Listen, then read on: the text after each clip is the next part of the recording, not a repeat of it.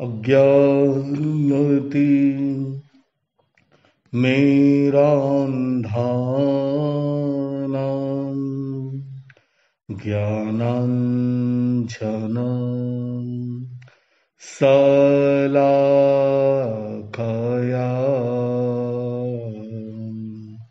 नेत्रमन्मीलितं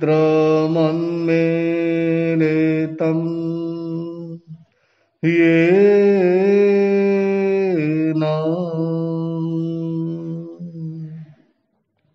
तस्मै श्री गुरवे नमः। तस्मै श्री गुरवे नमः। महापुरुषों की महागाथा।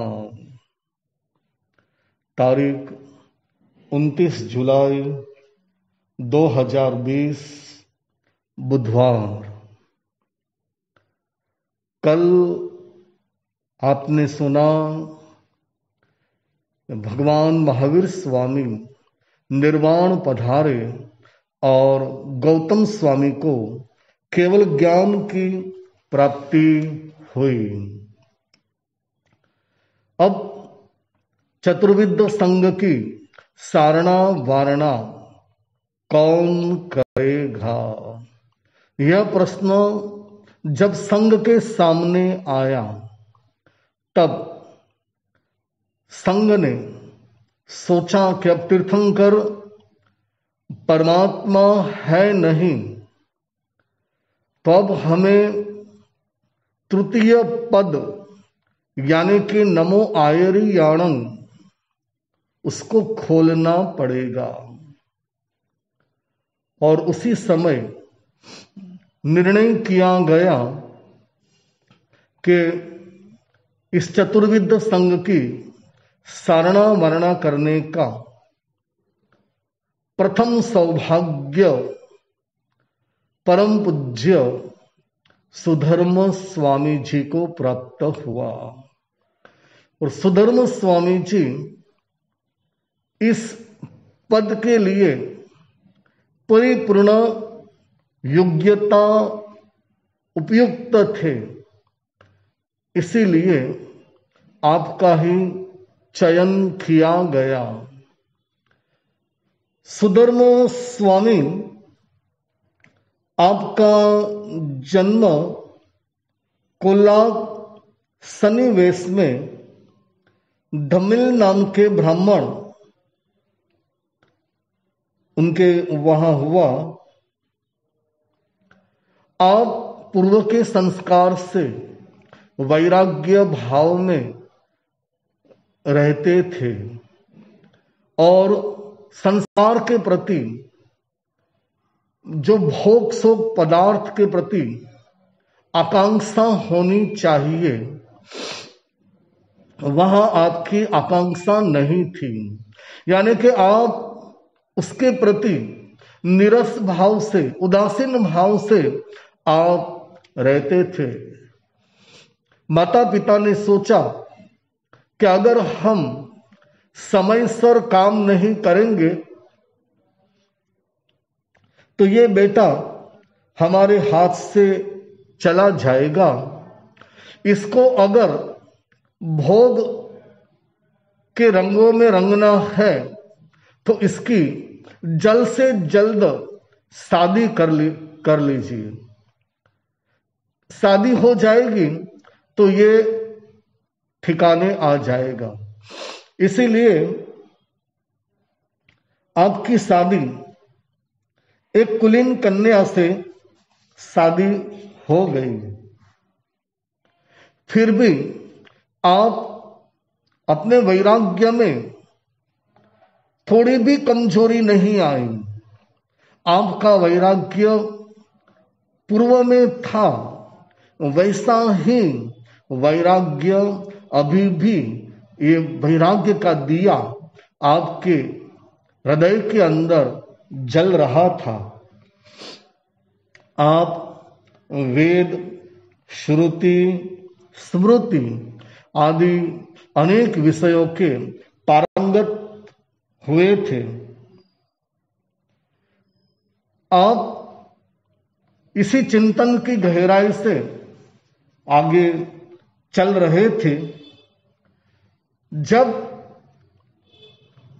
आपकी धर्मपत्नी से एक कन्या रत्न की प्राप्ति हुई। बस कन्या रत्न की प्राप्ति होते ही आपका वैराग्य का दिया, जो बड़ी अच्छी तरह से जल रहा था, लेकिन अब प्रज्वलित हो गया, पूर्ण रूप से प्रज्वलित हो गया। और आपने अपनी धर्मपत्नी के पास आपने बात की कि मुझे अब संन्यास लेना है। आपका वैराग्य देखकर आपकी धर्मपत्नी ने आपको मंजूरी दे दी और आपने संन्यास लिया। और संन्यास लेकर आपने बड़ा अच्छा वेद के पाठ, उसका ज्ञान आपने प्राप्त किया। जब 50 साल की उम्र आपकी हुई, तब भगवान महावीर स्वामी का आपको समागम हुआ। और भगवान महावीर स्वामी के पास जब आप आए थे, तब आपको भी पता नहीं था कि आज मेरा नया जन्म होने वाला है। क्या सोचकर आप वहां आए थे और क्या हो गया? जैसे ही आप परमात्मा महावीर स्वामी के पास जब आप आए, तब परमात्मा ने आपका बड़ी अच्छी तरह से स्वागत किया और आपको आपके नाम से पुकारा, आओ सुधर्मा आओ। आप बड़े अचंभित हो गए कि मेरा नाम इनको कैसे पता चल गया। ये भाव आपके मन में आए, लेकिन आप में रहा हुआ अहंकार, उसने आपको अच्छा जवाब दिया। कार्य सुधर्मा, आपको कौन नहीं पहचानता, आप बड़े विद्वान प्रकांड ब्राह्मण हो, क्रिया पाठ कराने में आप बड़े पारंगत हो, इसीलिए सब लोगों के मुंह से आपका नाम निकलता है। कहां से इन्होंने नाम आपका सुन लिया होगा, इसीलिए इन्होंने आपके नाम से आपको पुकारा। इसमें कुछ भी नया नहीं है। और इस अहंकार के द्वारा मन से हुआ समाधान, आप बड़े खुश हो गए और भगवान महावीर के साथ वाद विवाद करने के लिए आप तैयार हुए। तब भगवान महावीर ने कहा कि हे सुधर्मा, आपके मन में शंका है कि जीव इस भव में जिस योनि में जन्म लिया है, वही जीव अगले भव में उसी योनि में जन्म लेगा। ये आपके मन में शंका है। भगवान महावीर स्वामी का प्रश्न सुनकर सुधर्म स्वामी बड़े आश्चर्यान्वित हो गए कि इनको कहां से पता चला। यह मेरे मन की बात मैंने अभी तक किसको भी बताई नहीं थी। ये बात मैंने मेरे मन में ही रखी थी, तो आपको कहां से पता चल गया?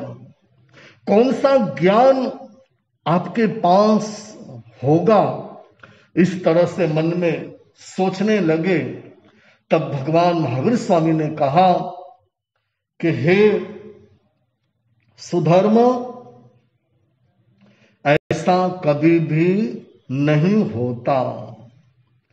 जीव को जन्म मिलता है, वह अपने किए हुए कर्म के अनुसार शुभ कर्म और अशुभ कर्म, ये कर्मों के अनुसार ही अगला जन्म फल मिलता है। ये कोई साली यानी कि चावल नहीं है कि आप चावल बोएंगे, साली को बोएंगे तो आपको साली ही प्राप्त होगी। लेकिन यहां ये बात नहीं है। अगर ऐसा ही होता रहा तो यह संसार कैसे चल पाएगा? क्योंकि संसार का स्वभाव है परिवर्तनशील, तो ये भी परिवर्तनशील है। इसीलिए हे सुधर्म, जीव अपने कर्मों के अनुसार उत्थान भी करता है और पतन भी होता है। कभी वो आगे भी बढ़ता है तो कभी वो पीछे भी हो जाता है, कभी वो ऊपर की ओर चला जाता है तो कभी वह नीचे की ओर भी चला जाता है। इसीलिए हे सुधर्म, आप इस प्रकार से सोचेंगे तो आपकी मन की शंका का समाधान हो जाएगा। और उसी तरह सुधर्म स्वामी को भगवान महावीर स्वामी ने आपके ही वेद वाक्य से आपका समाधान कर दिया और आपकी मन की जो शंका थी उसका बड़ी अच्छी तरह से समाधान हो गया। और उसी संकल्प से आपने तय किया था कि मेरी कोई भी शंका का समाधान करेगा तो मैं उनके चरणों में मेरा जीवन सौंप दूंगा, यानी कि मैं उनके पास मेरा जीवन का न्योछावर कर दूंगा। और आपने अपने 500 शिष्यों के साथ आपने भगवान के पास हाथ जोड़कर हमें भी आपके जैसा बनाएंगे, इस प्रकार की विनती भगवान के सामने रखी और परमात्मा ने आपको जैन दीक्षा आपको दी और आपने बड़ी अच्छी तरह से यह दीक्षा का आपने पालन किया।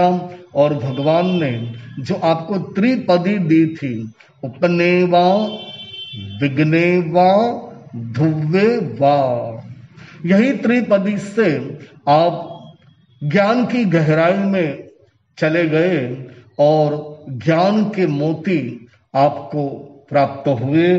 और उसी तरह संयम का बड़ी अच्छी तरह से पालन करते करते आपको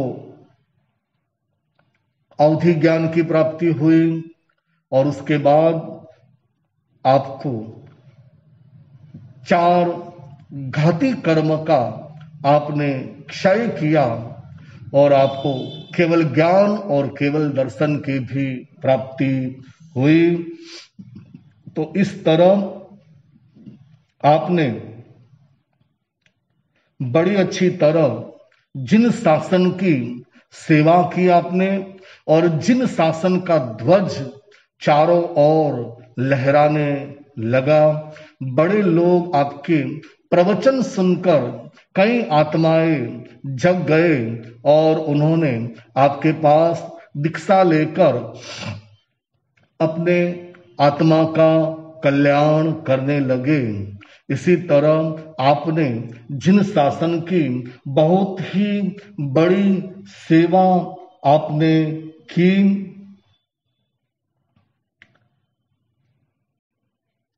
50 साल तक आप संसारी अवस्था में यानी संन्यास्त में रहे थे। फिर आपने भगवान महावीर स्वामी के पास दीक्षा ली। 30 साल छद्मस्त अवस्था में आपके गए।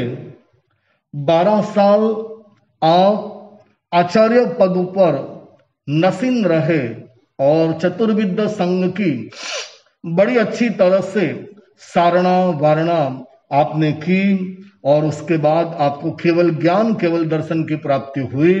8 साल आप केवल ज्ञान केवल दर्शन को में रहे और शासन का बड़ा ही अच्छा आपने किया, बड़ी अच्छी सेवा आपकी मिली और शासन आगे आगे बढ़ने लगा। इस तरह आपका कुल 100 साल का आयुष्य रहा हुआ था और वीर संवत 20 में आप बाकी रहे हुए 4 अघाती कर्म उनका क्षय करके आप सिद्ध क्षेत्र में आप पधार गए। आत्मा की अनंत अवस्था में आप स्थिर हो गए। ऐसे सुधर्म स्वामी जिनकी बड़ी ही नम्रता रही हुई थी कि जब आपके शिष्य जम्बू स्वामी आपको पूछते थे कि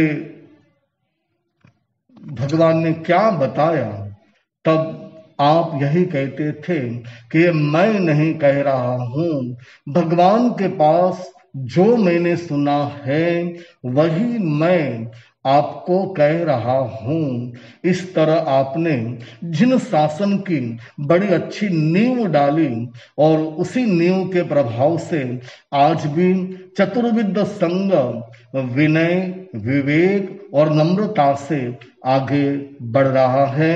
ऐसे परम पूज्य सुधर्म स्वामी जिन्होंने जिन शासन की अपूर्व सेवा की, आपको आपके आत्मा को हम बार बार कोटि कोटि वंदन नमस्कार करते हैं। आपके जीवन में रहे हुए जो सद्गुण हैं वो हमारे जीवन में आए और हमारे जीवन का परिवर्तन हो, यही मंगल शुभ कामना।